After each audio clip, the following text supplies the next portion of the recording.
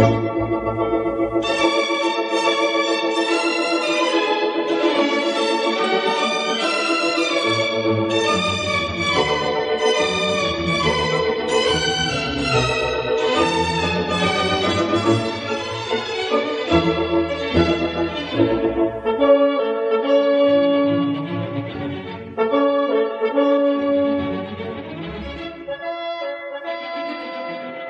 pendengar yang kami hormati, selamat berjumpa kembali dengan RBM, Reform Broadcasting Ministry dari Sekolah Tinggi Teologi Reform yang ada di Jakarta. Dan kami di kampus kami di Jalan Kemang, secara khusus kami mempersiapkan hamba-hamba Tuhan dan juga konselor-konselor Kristen.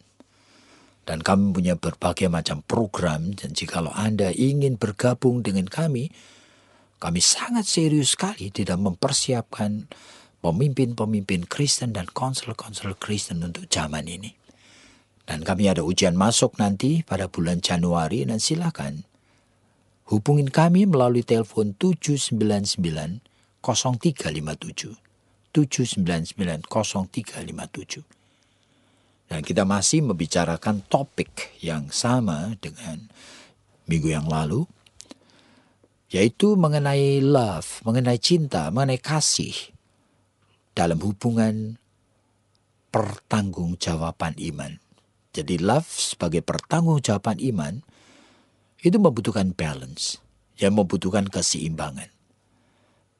Jadi cinta tidak bisa natural, apa adanya, tapi sebagai pertanggungjawaban iman kepada Allah yang hidup. Dan ternyata cinta seperti itu balance. Tidak boleh terlalu banyak, tidak boleh terlalu sedikit. Dan sebagai bukti orang itu bisa mencipta balance, kita akan bicarakan sekarang, yaitu akibat dari cinta tersebut adalah pertumbuhan dan perubahan ke arah yang baik.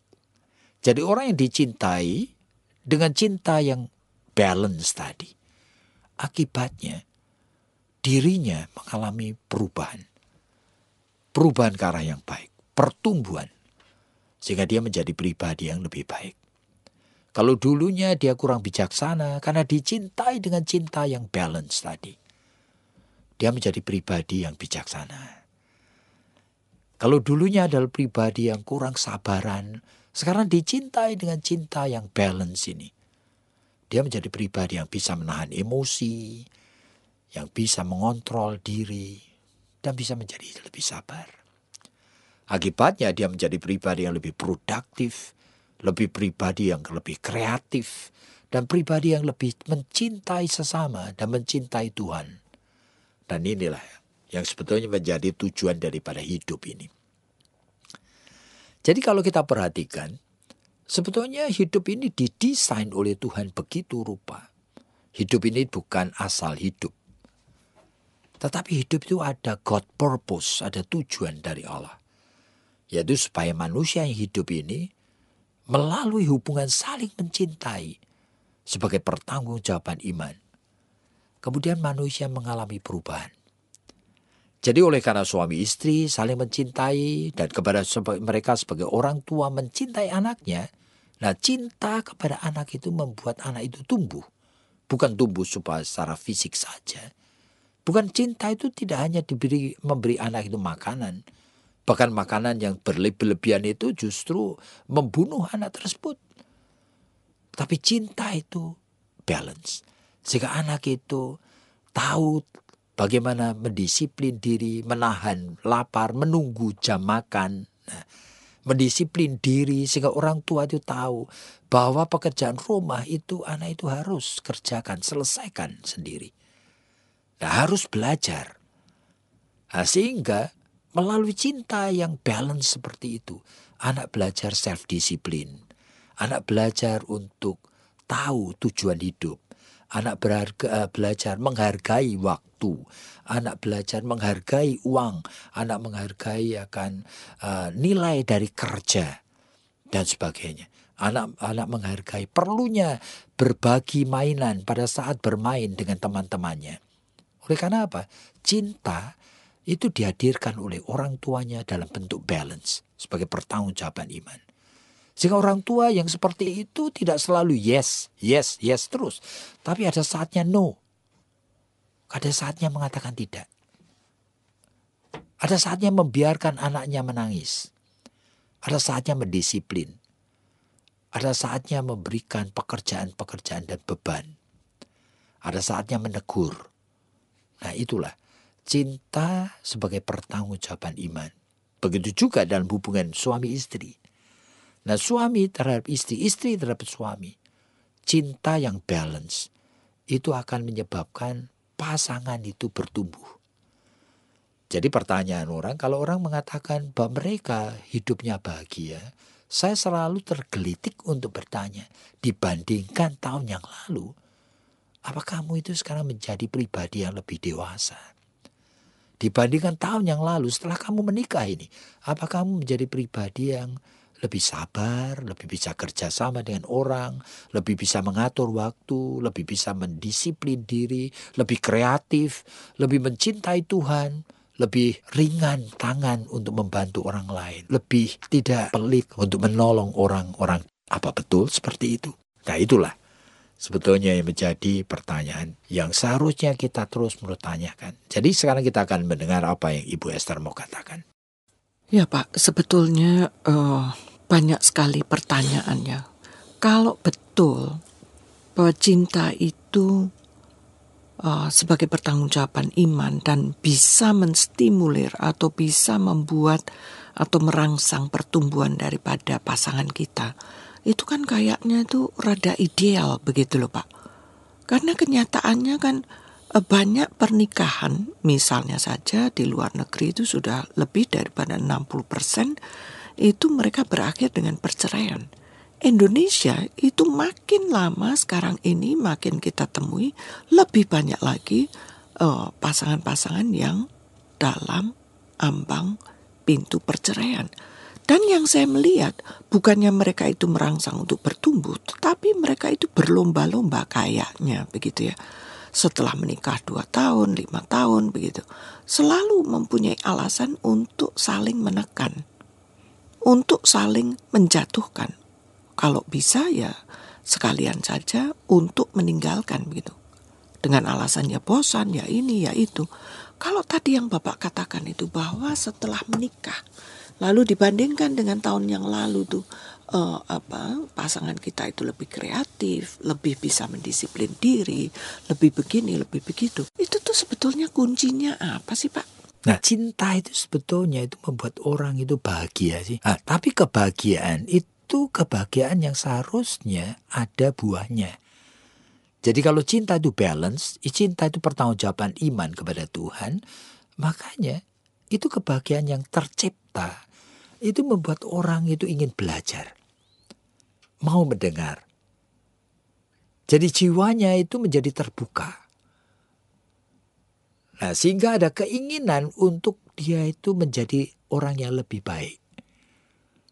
Nah, sehingga kalau dia melihat orang lain yang baik, dia ingin mencontoh. Dia melihat orang yang kreatif, dia ingin mencontoh. Nah, itulah. Ini sebetulnya aneh sekali bahwa jiwa manusia itu kemudian seperti bunga yang mekar. Tapi kan pada saat yang sama, natur kita itu kan berdosa kan Pak. Di dalam sesi-sesi yang sebelumnya, Bapak juga mengingatkan, jangan mencintai terlalu banyak. Ya kan? Nah, sedangkan tadi Bapak mengatakan bahwa cinta kita seharusnya membuat orang itu bahagia.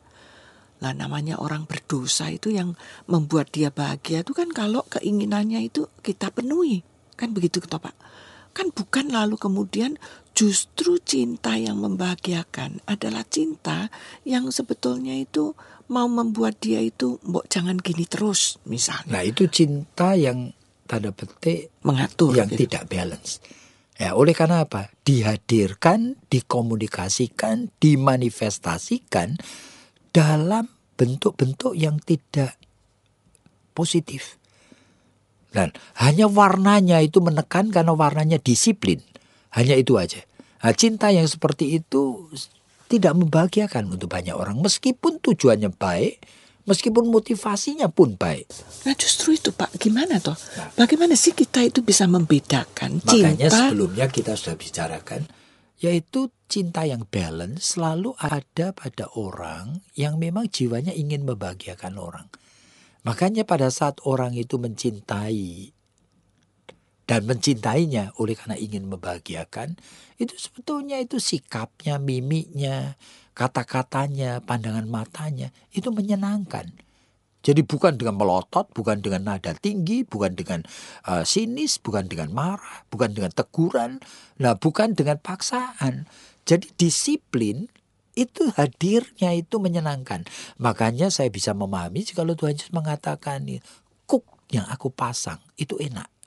Dulu saya tidak pernah mengerti, masa kuk yang Tuhan pasang itu enak. Karena kuk tidak pernah enak, tapi ternyata tidak begitu.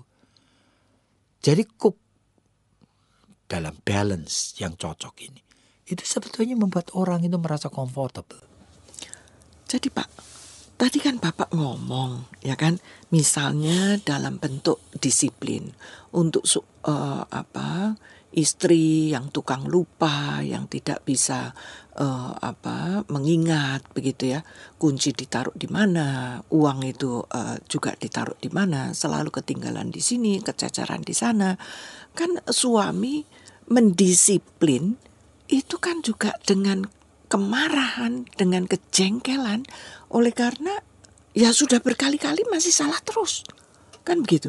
Bagaimana Pak itu seperti tadi Bapak katakan, bahwa cinta membuat seorang bahagia itu akan mendorong dia itu juga untuk belajar. Kalau dia sendiri untuk belajar saja tidak ada, seolah-olah tidak ada keinginan gitu. Ya memang aku dasarnya tukang lupa, mau bagaimana lagi? Bagaimana itu Pak? Jadi menghadapi akan keunikan, kelemahan daripada kepribadian orang, itu memang merupakan sesuatu tantangan yang kita hadapi terus-menerus. Justru di sana, makanya saya sebutkan mengenai cinta sebagai pertanggungjawaban iman. Berarti kita tidak menghadapinya secara natural, secara alami begitu aja. Tapi kita harus belajar ini mengkaitkan hidup kita kepada Tuhan. Jadi iman kepada Tuhan itu sumbernya sebenarnya. Nah seharusnya dia yang sudah memberikan kesadaran kepada kita. Itu sebetulnya kaitannya dalam Filipi 1 ayat 6. Dia mengatakan dia yang sudah memulai sesuatu yang baik dalam dirimu. Berarti Tuhan yang sebetulnya sudah menggelisahkan kita. Seharusnya diizinkan dia menyempurnakannya. Berarti langkah-langkahnya pun kita harus terus-menerus belajar menggantungkan diri kepada dia. Jadi kalau begitu Pak, kita itu sebetulnya kembali lagi bahwa kalau betul cinta itu sebagai pertanggungjawaban iman, itu berarti kita harus mengaitkan dengan pengenalan kita, pergaulan kita dengan Tuhan. Sehingga seperti tadi, istri yang tukang lupa, suami yang berhak menuntut dan berhak marah, seharusnya dia juga berpikir begitu ya. Kalau memang itu tuh adalah kekurangan dan kelemahannya, sebetulnya apa sih yang saya bisa sumbangkan begitu? Tapi bukan dituntut begitu. Apa yang bisa mendorong dia untuk misalnya naruh uang tidak kececeran di sana sebetulnya sini. justru di sana itu letak seni hidup bersama. Nah seharusnya suami yang tahu akan kelemahan istrinya dia membantu. Cuma ya seringkali suami itu sendiri membutuhkan bantuan. Ya kadang-kadang di dalam transaksi seperti ini itu kita itu memang membutuhkan untuk terus diingatkan. Dan Tuhan berjanji mengingatkan. Dan kita seharusnya diingatkan itu ya sadar. Supaya jangan menjadi pribadi yang cuma terus diingatkan dan terus manggut-manggut mengakui. Tapi kita sendiri Tidak ada tidak perubahan. belajar. Kita tidak mau belajar. Jadi berarti stepnya itu yang pertama itu apa sih Pak? Apa yang pertama itu mau kita sendiri mau mendengarkan suara daripada Roh Kudus misalnya yang membisikkan sabar misalnya. Kamu itu harus mencoba untuk memahami kenapa dia seperti ini misalnya. Atau berikan kepada dia juga kesempatan atau waktu. Karena biasanya banyak suami yang juga mengatakan, saya sudah memberikan kepada dia waktu itu terus menerus, dan ini kita sudah menikah 10 tahun, dia ketinggalan kunci terus. Nah, seharusnya oleh karena tahu bahwa kelemahan itu ternyata itu menjadi kelemahan yang utama, gitu ya, yang rasanya sulit sekali untuk diubah, ya, belajar untuk menerima realita sebagai realita yang harus diterima. Jadi memperbaiki diri itu bukan merupakan sesuatu yang tanda petik Selalu harus berhasil. Nah, Dan- persoalannya itu adalah upayanya, persoalan tanggung jawabnya. Pertanggungjawaban iman itu sebenarnya yang dinilai Tuhan adalah pertanggungjawabannya, prosesnya. Dan kemungkinan besar yang berubah bukan pasangan, tapi kita Kita yang bisa berubah, menerima. yang bisa menerima akan kondisi tersebut. Nah, cuma pertanyaannya itu adalah, apakah in every weaknesses, apakah di dalam setiap kelemahan-kelemahan yang ada, itu memang harus berakhir dengan begitu. Nah, itu kan seni hidup ternyata tidak begitu. Ada suami yang sukanya tuh, maaf aja, sukanya berzina, melacur. Masa harus diterima apa adanya? Kan begitu. Sampai berapa lama? Meskipun Tuhan Yesus mengajarkan kamu harus mengampuni, tidak ada batasnya, 70 kali 7. Waduh, cuma realita itu kan bukan satu-satunya ayat. Ada ayat yang lain yang mengatakan Tuhan tidak pernah memberi kepadamu ujian lebih dari kekuatanmu. Jadi kita tidak boleh membuat sesuatu hukum yang berlaku umum. Bahwa setiap orang seharusnya bisa memaafkan, tidak ada batasnya. Waduh, sulit sekali bagi kita jikalau menggeneralisir hal yang sebetulnya menjadi personal sifatnya. Karena masing-masing orang, ada orang yang kena kanker itu tidak tahan dan akhirnya bunuh diri. Jangan kita lalu dengan begitu rupa gampangnya ngeblame bahwa itu adalah orang yang masuk neraka.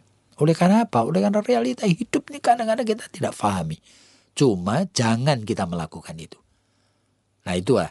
Sehingga tugas kita sebetulnya bukan melihat akan kanan kiri, tapi melihat realita hidup itu secara unik masing-masing pada dirinya. Sehingga kami doakan supaya ya masing-masing keluarga seharusnya menyadari cinta yang menjadi pertanggungjawaban iman itu mencipta balance. Dan pada saat orang mencintai dengan balance yang baik, akibatnya pertumbuhan dan perubahan pada orang yang dicintai. Dan kiranya Tuhan memberkati kita semua yang mendengar dan ingin belajar. Dan kiranya saudara-saudara yang mempunyai pertanyaan boleh menghubungi kami, bahkan yang ingin bergabung dengan kami untuk dipersiapkan menjadi konselor atau hamba Tuhan. Silakan ikuti tes masuk pada bulan Januari dengan nomor hubungin kami 7990357. 7990357. Tuhan memberkati Anda.